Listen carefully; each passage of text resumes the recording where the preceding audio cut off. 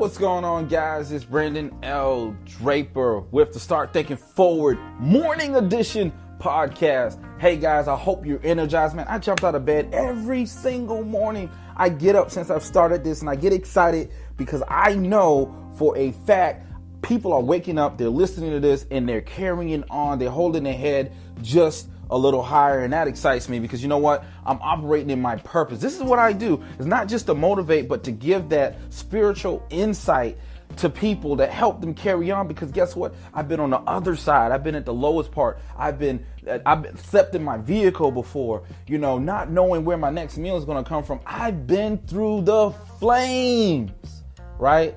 And I can't blame nobody. All those things were directly based upon decisions that I make. Sometimes you can say circumstances and things, but at the end of the day, I can't blame anyone else, because guess what? If you start blaming other people for what's happening in your life, what happens is they got to change in order for your situation to change. So I don't put it on anyone else, because maybe so-and-so that hurt me or did whatever to me, they may never change, right?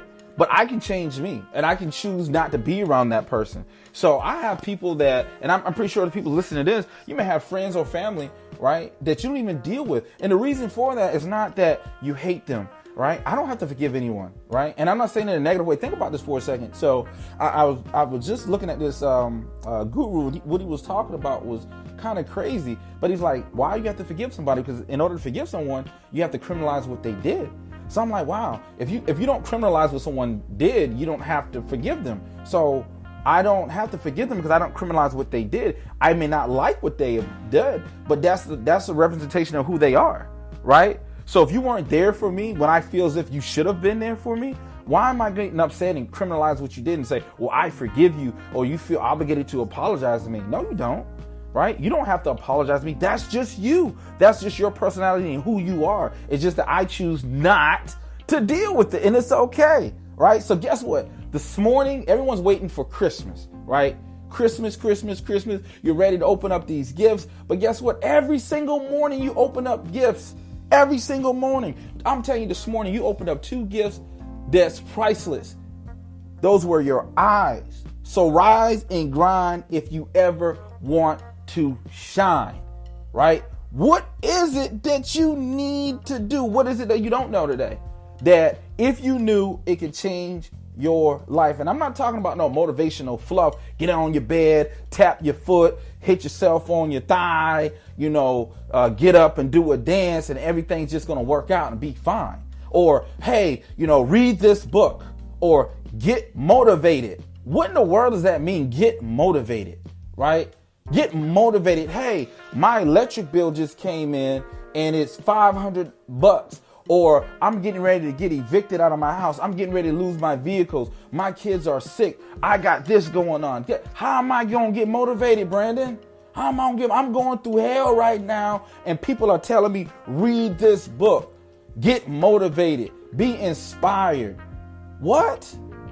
So I've been on the other side of it. Go to a seminar or a lecture, hear someone spill out for hours upon hours about getting motivated. And then when you go home, you got to face reality of what's going on. My challenge to you is to change the narrative in your life. If there's something not right, you have to figure out how can you get it right. If you're having financial problems right now, you're saying you know exactly how much you make, but you know you need to be making more. My question to you is, how do you start making more? Have you sat down and come up with a plan? Everything starts and begins with a plan. That is what I'm perpetuating going towards the new year. It's not about guessing. It's not about reading the next book, going to the next seminar. It's none of that. It all boils down to how you are preparing for your next move. See, 99% of us don't prepare for nothing. So then things just happen, right? We're not preparing for our lives. We don't even know what the next day or the next week, let alone the next year or the next 5 or the next 10. My question, why aren't you planning? Your life has been what it's been for the last 10 years directly based upon the decisions you have made or the decisions you did not, right? Your inaction, your inability to make decisions, to see insight, whatever reason or justification or excuses you make, well, no one ever told me. Well, I was young. I get it. We've all suffered from that. But what are you doing in the now, in the present moment? Because you can't change the past. You cannot. Wake up, wake up, wake up. Hear me. You cannot change the past. Why dwell on it? Right? Stop looking at it. What can you do? It's like looking at a movie and somehow thinking that you can change the ending. You didn't even write the story. The only story you got control of is the story that you are narrating. This is your story in the now. So if you want your future to be different than your past, you start writing it now. There's no living in the past. Oh, so-and-so did me wrong. So-and-so wasn't there for me. Be happy that so-and-so did you wrong. Be happy that so-and-so wasn't there for you. Because it showed you, right, that they weren't supposed to be there during your process. So when you have your progress, you tell them keep that same energy, right? Keep that same energy. I remember in the village days, so many of you guys out there, you may be in the village days right now. You're trying to build something, right? You believe in yourself, but every time is always the next thing. Well, I want to start my business. Oh man, this new expense came out, or my electric bill's a little higher. Oh my God, my insurance went up. I can't invest in it, right? When are you going to invest in you? So if someone can present to you a piece of paper and say that you got to pay this, and you're willing to do that because you believe that there's consequences and repercussions that come as a result of you not doing it, what consequences and repercussions do you have as a result of you not listening to yourself and doing the things that make you happy? Where in our society did it become okay for you not to be in love with the idea of what you want to do in this world? When did that come? When did that come? Oh, just as long as you're surviving, as long as you're getting by. Animals do that. Animals do that. We're human beings. We have thoughts. We have ideas. We can create the life we want. When did it start becoming an acceptable thing for us just to put down our heart's desires and just do what everyone else is doing because that's what everyone else is doing and they look all right? They're just surviving. Oh man, that's bull. And if you believe that hype about that it's okay. It's okay. I get it. There's some things that we got to take care of. Some of us listening to this right now got families. They got responsibilities. I get it. But don't ever try to convince yourself to the idea that it's okay to keep doing that instead of doing what it is that you're supposed to do. I'm saying realistically is that you can do whatever you want to do if you plan for it. See, if you don't plan for it and you just jump into it, that's when failure meets you very quickly. I mean, as soon as you jump into it, failure's like, hey, what's going on, dummy? You decided to do this. You didn't save any money. You didn't really think this out, did you? Right? So yeah, I'm here to serve you.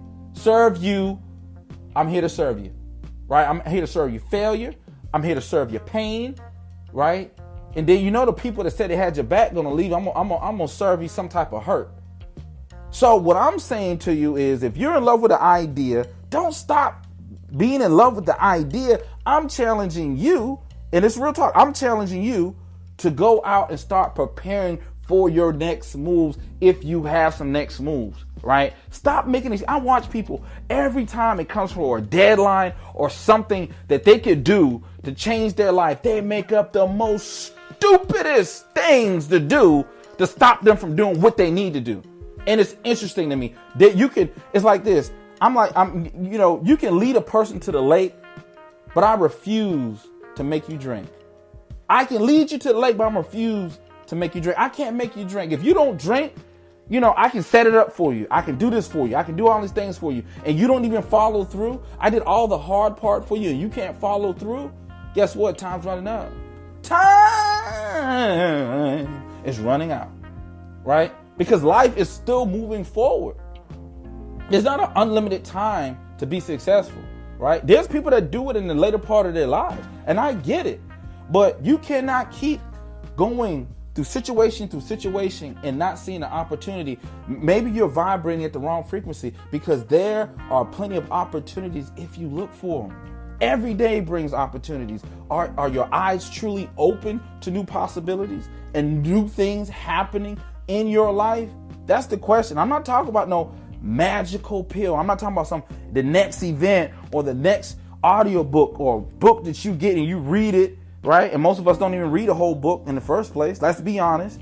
We skim through a book and we get a couple of pieces out of it and then it's on our bookshelf collecting dust. So it's more than just the books, it's more than just the workshops, more than the seminars, more than just starting a business, right? How to operate a business. What are you doing? What steps are you taking? My key to it is this: start building a team of like-minded people that want to see you succeed, right? And when you build that team, you take care of that team, right? Because you're in the village days with those people. You're building a brand. You're building something. You have to do it with a team. You can't build business without no team, right? You can go out there. There's no Rambos in American business. I don't care what someone's told. There's no Rambos in American business. It takes a team to make the dream come true. What team are you building? Are you always, ostracizing yourself away from those that can help you, that you can help each other? I see so many times, like-minded people can come together, but so-and-so's focused on this. So-and-so's focused on that. And I was looking at them and said, man, I hope that pays you what you think it is, right? I hope that pays you everything that you think is going to pay you, right? So if you're not sold out to whatever it is you're doing, it'll pay you if you're sold out to it, even if it's just temporary, right? It's going to pay you if you're sold out to it. A lot of people, they do it just because of the money. Don't do things because of money. Why are you doing what you're doing? Are you truly in love with it, or is just, I'm making some extra money? Is that what you want to be remembered for? Is that what you want your legacy to be? And that's the questions that I always ask myself, and I beg you to ask yourself the same question. What are you in it for? What is that really where you see yourself at in the next 10 years? Think about it. 2020 is here, right? Where are you going to be at in 2030? Does that make you think a little differently? That terrifies me. It scares me. I'm a human being just like anybody else is listening to this. It terrifies me. Where am I going to be at in the next 10 years? Because there's some things that I wanted to do. There's some places that I think in my life, I think where I should be, and I'm not there. So it literally terrifies me when I don't see myself operating where I need to be, where I don't see myself being there. I'm like, okay, what do I need to do to ensure within this next 10 years and this marathon I'm getting in for these next 10 years that I can see something. When I look in the mirror, I can see someone that I recognize, not someone that someone else created or something someone else needs. What is it? What am I creating? Because that's the worst thing, is when you start getting older, you get some age on you, you start looking at yourself and you don't recognize yourself. You don't know who you are. And I talked about this earlier this week. You know what you are to people, but you really don't know who you are to yourself. What is it that you like? Everything you look at is always a proposition, right? What can I do to make some money? What can I do? Because most people are going through financial problems, so they always, what can I do to make more money? What can I do? So you sell yourself short for really going through, because it's a struggle. When you go for something that you love, I said this like back in the hump day days, right? For those, remember the hump day motivational calls when we did, and that's on a whole nother podcast. So if you want to hear some of those snippets, go to the hump day motivational podcast. Just type it in Google. Let's think like 20, 30 something episodes over there. But that's back in the hump day days when we talked about that. Waking up, looking in the mirror and seeing someone that you don't recognize, right? What are you going to do to align yourself up with you and the things that you want in life? Because it's not funny when you get a certain age and you look back and nothing you've done. I will tell you this for a fact, that 9 to 10, what you love to do, oftentimes, listen to me. Listen.